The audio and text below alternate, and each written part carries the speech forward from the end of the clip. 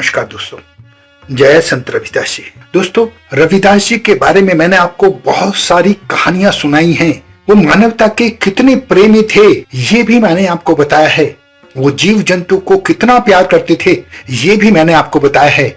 मैंने आपको चमड़े के खरगोश की कहानी, मैंने आपको सांप की कहानी, मैंने आपको बच्चे को बचाने की कहानी सब सुनाई है। लेकिन आज जो मैं कहानी सुनाने जा रहा हूं वो कम ही लोग जानते हैं। ये कहानी है रविदास जी और सदना कसाई की कहानी। दोस्तों, हुआ ऐसे कि रविदास जी एक बार एक गांव से गुजर रहे थे। उन्होंने देखा कि एक कसाई गाय को बांधकर उसे काटने की तैयारी कर रहा है। रविदास जी रुक गए। रविदास जी ने देखा कि उसके पास एक धारदार हथियार है और वो गाय के दोनों पैर बांध रहा है।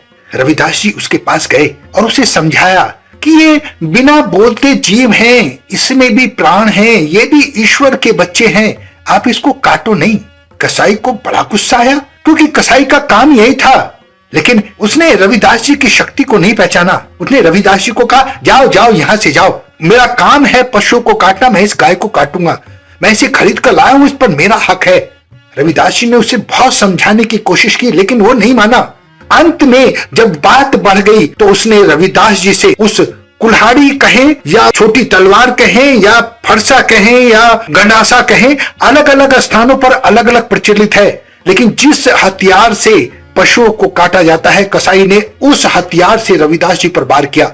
रविदास जी ने सिर्फ अपना हाथ ऊपर उठाया और वो कसाई नीचे गिर गया। जब वो नीचे गिरा तो उसका वो हथियार उसके पेट में लग गया और उससे खून की धार बहने लगी।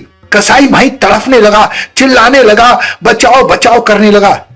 उसके चिल्लाने से रविदास जी को उस पर दया आई। ऐसी महानता कहीं देखने को मिलेगी? जो व्यक्ति खुद रविदास जी पर हमला कर रहा था उसके लिए भी दया। ऐसे संत शिरोमणि रविदास जी थे। उन्होंने वहीं से एक मुट्ठी धूल उठाई और उसके उस घाव पर लगा दी और चमत्कार हुआ। उस धूल से उसका घाव भर गया, उसका दर्द कम हो गया और वो उठ खड़ा हुआ। जैसे ही वो उठ खड़ा हुआ उसने देखा कि मेरा दर्द गायब हो गया है तो वो रविदास जी के चरणों में गिर गया। वो कहने लगा, मैंने आपको पहचाना नहीं था, मैं तो यही सोच रहा था कोई संत फकीर आया है, मुझसे यूं ही उलझ रहा है। आप ज्ञानी हैं, आप परम शक्तिवान हैं। और उस दिन से वो कसाई रविदास जी का परम भक्त बन गया। उसने रविदास जी के सामने हाथ जोड़कर प्रतिज्ञा की कि आज के बाद मैं किसी जीव का वध नहीं करूंगा, मैं किसी गाय को नहीं काटूंगा, मैं किसी बछड़े को नहीं काटूंगा। रविदास जी भी बहुत खुश हुए।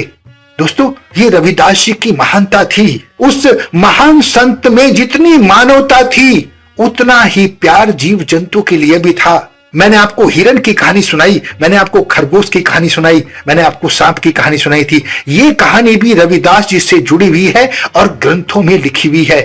रविदास जी की दयालुता का कोई सानी नहीं था। उनके विचार, उनकी बातों को, उनके उपदेशों को अपने जीवन में जरूर शामिल करें। ऐसे महान संत रविदास जी के अलावा और कोई नहीं हो सकता।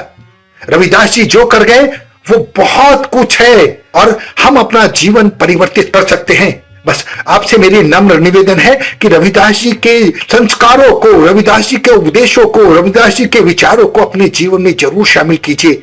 ऐसे महान संत रविदास जी को मैं कोटि कोटि प्रणाम करता हूं। जय संत रविदास जी।